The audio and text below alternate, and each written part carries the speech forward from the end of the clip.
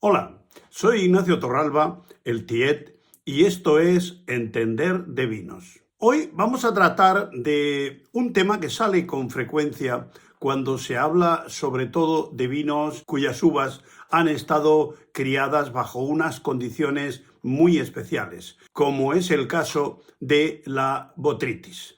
La querida y temida botrytis, porque puede ser muy buena o muy mala dependiendo del momento en que ataque a la viña.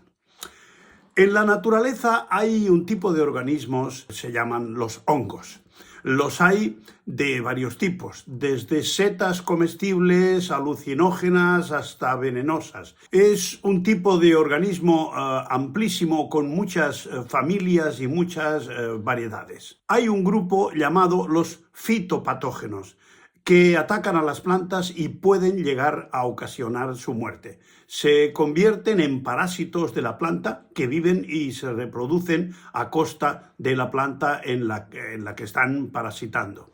Uno de estos hongos se llama Botrytis cinerea y puede llegar a infectar más de 1.400 tipos de plantas, desde los tomates hasta la viña, pasando por las plantas de marihuana. Se pueden combatir con fungicidas, pero estos hongos desarrollan resistencias como las de los antibióticos, mutando para adaptarse y defenderse. Suelen hibernar en los sarmientos, ya sea en los sarmientos que tiene la propia viña o incluso en trozos de los mismos que han quedado en el suelo después de la poda. A la viña la atacan en tres etapas en las que la viña es especialmente lábil, que son en el momento del retoño, en el momento de la floración y en el momento de la maduración o prevendimia. Si el ataque se produce durante el retoño o la floración, es realmente temible,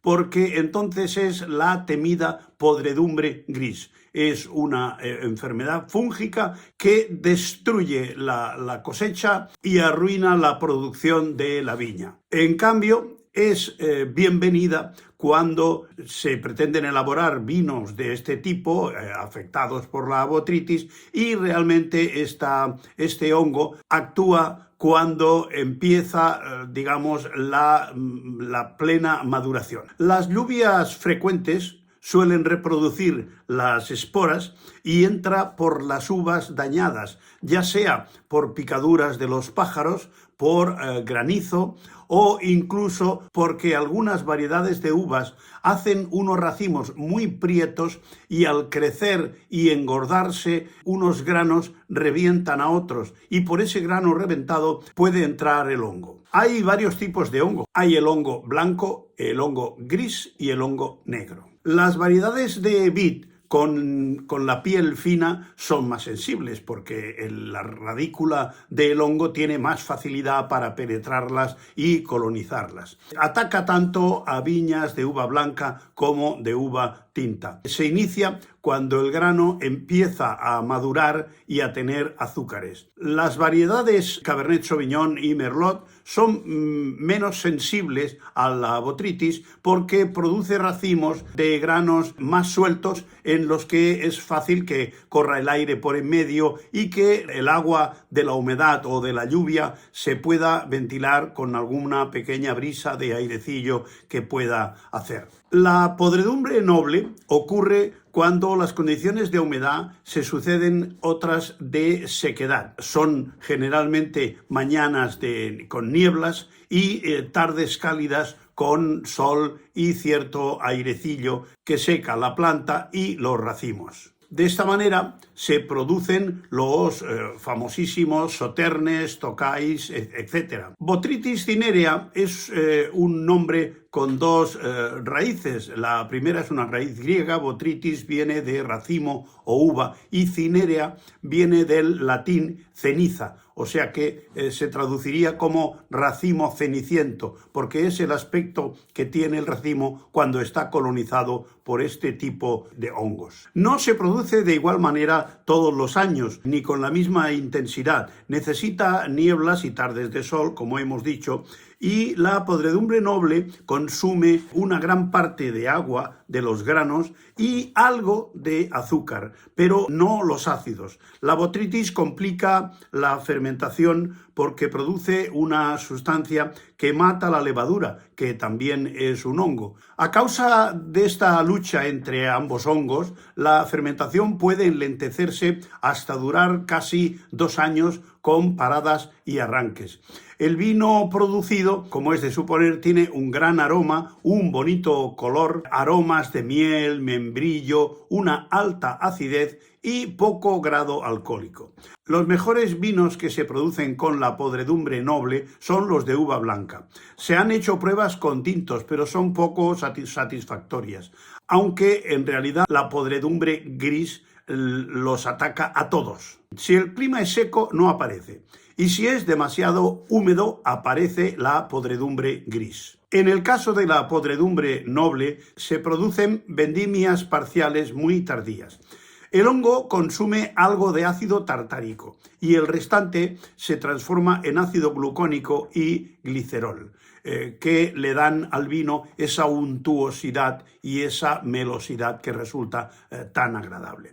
El rendimiento, en este caso, es muy bajo, lo que lógicamente eleva los precios. Un Burdeos blanco de la denominación Bordeaux Superior limita el rendimiento a 50 hectolitros hectárea y en Sauternes el límite es de 25 litros por hectárea. O sea, el rendimiento es absolutamente ridículo. 25 litros vienen a ser 32 o 35 botellas, aunque la mayoría de productores están incluso por debajo de esta cifra. De todos modos, pocos Sauternes están hechos al 100% con uva botrytizada. La mayoría tienen una gran parte de uva simplemente sobremadurada o muy ligeramente atacada por la botrytis. La botrytis concentra el mosto y reajusta el metabolismo de la uva, lo que le añade una gama de sabores, mucha complejidad y una gran longevidad a los vinos. Suelen identificarse aromas y sabores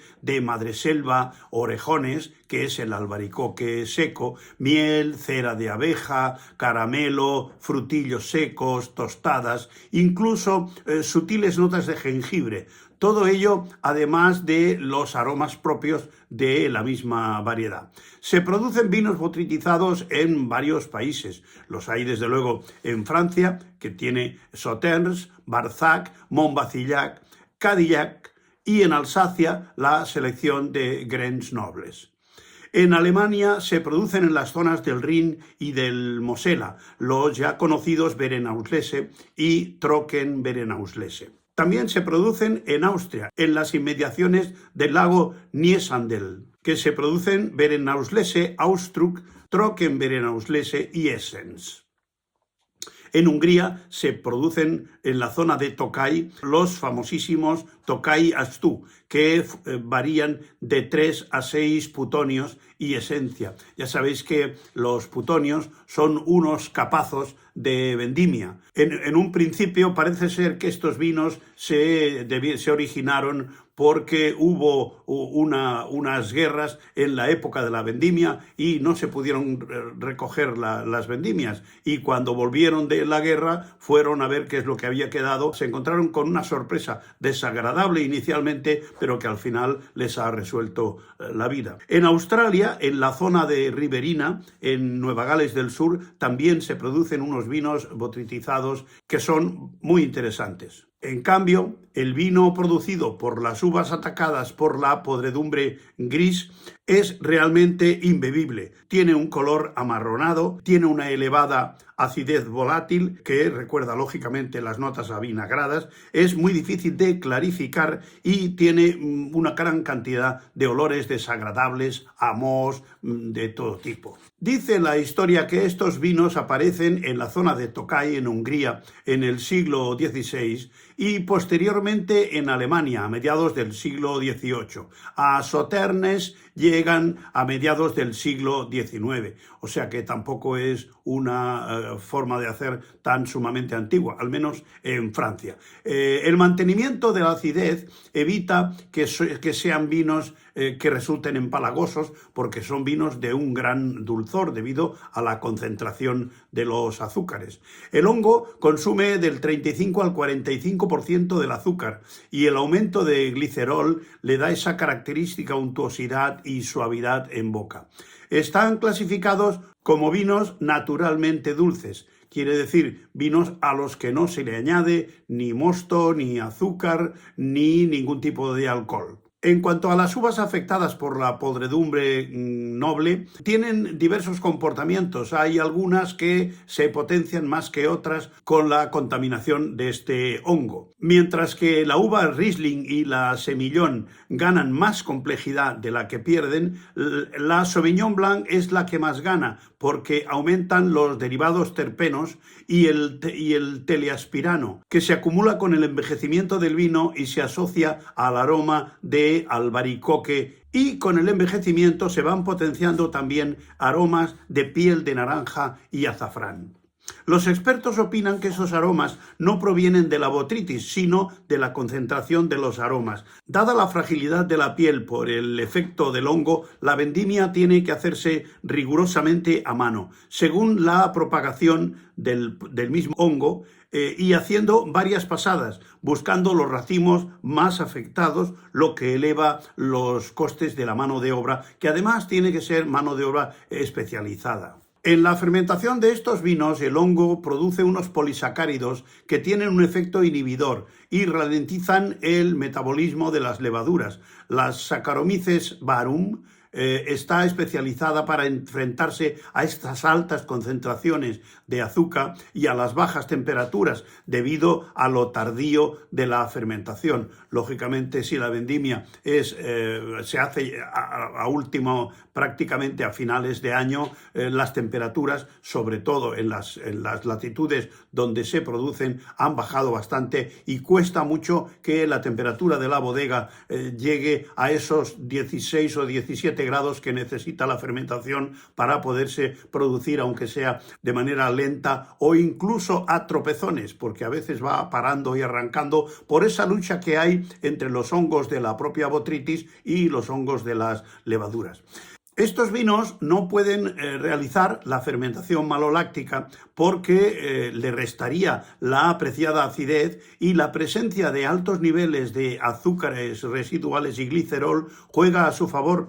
Pero las elevadas dosis de sulfuroso necesarias para mantener esos elevados niveles de azúcares libres de organismos indeseables durante la crianza posterior impide la fermentación maloláctica. En el ser humano, la botrytis cinerea y su contacto continuado con ella puede causar el pulmón del viticultor, que es una forma de neumonitis que causa una reacción alérgica en las personas predispuestas. Los vinos botritizados tienen una mayor cantidad de resveratrol, que es un potente antioxidante activador de las sirtuinas responsables de la reparación celular, que tiene efectos antienvejecimiento en el organismo y, por tanto, previene las enfermedades asociadas a la vejez, como cáncer, Alzheimer, diabetes, infarto, ictus, artrosis, etc. Yo recomiendo fervientemente que probéis alguno de estos vinos botritizados, porque os van a dar una agradable sorpresa si no los conocéis.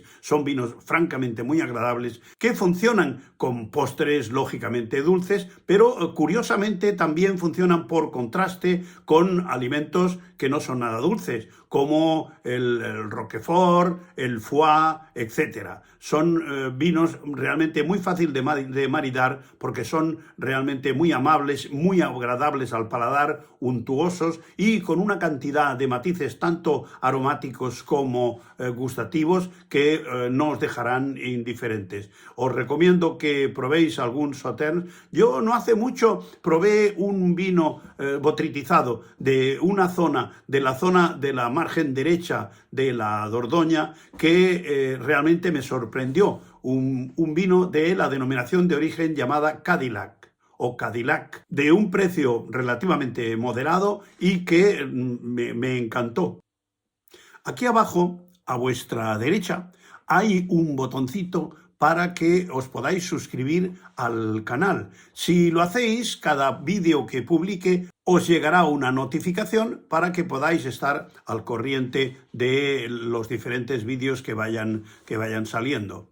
No hace falta que os diga que si le dais al me gusta y lo compartís con vuestros amigos, también estaré muy contento. Me despido de vosotros. Hasta la próxima en Entender de Vinos.